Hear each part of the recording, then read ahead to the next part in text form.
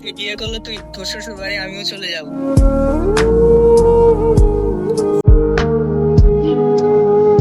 তোর কান্না আমি সহ্য করতে পারি না, কাঁদিস না। আপনার কাছে সব থেকে আদরের মানুষটা কে? আমার ছোট ভাই। আপনার ছোট ভাই? জি।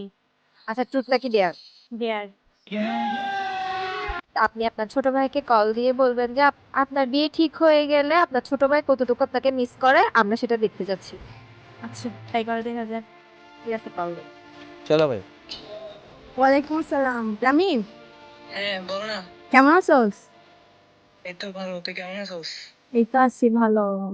তোকে আপু একটা কথা বলবো ভাবতেছি। হ্যাঁ বল না। বলছি তুই তো জানোস সামনে আপুর বিয়ের কথা চলতেছে। আপুর বিয়ে ঠিক হয়ে যাবে অলরেডি। তো তুই আপুর কত মিস করবি আপুকে? না, মিস কেন করতাম? তুই গেলে আরো আমার বোঝাটা কমবে। আসলে হ্যাঁ। তুই আপুকে মিস করবি না একটু? তুই চলে গেলে তোর রুম আমি নিয়ে নিব, তোর পকেট মানি যা আছে সবগুলো আমি পাবো। তো আমার জন্য লাভ নাই এটা। তাই বলে তুই আপুকে একটু মিস করবি না? না না না। তুই আপুকে ভালোবাসিস না ভাই? না বাসি না।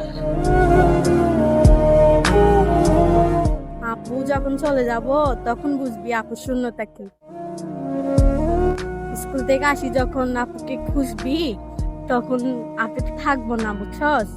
তখন আপু আপু বলে চিল্লাইলেও আপুকে তুই পাবি না।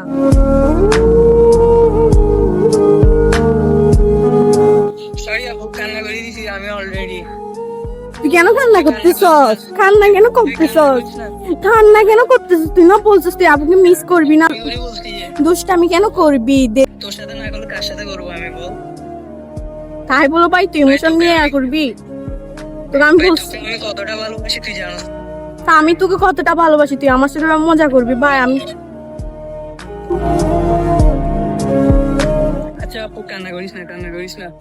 জীবনে তোর জন্য তোর ভাই আছে না। তোর কান্না আমি সহ্য করতে পারি না, কান্দিস না। তোকে ছাড়া কোনোদিন থাকতে পারবো না। তুই কান্না করিস না, তোর জন্য আমি আছি না। তুই বিয়ে করলে তুই তোর শ্বশুর বাড়ি আমিও চলে যাবো।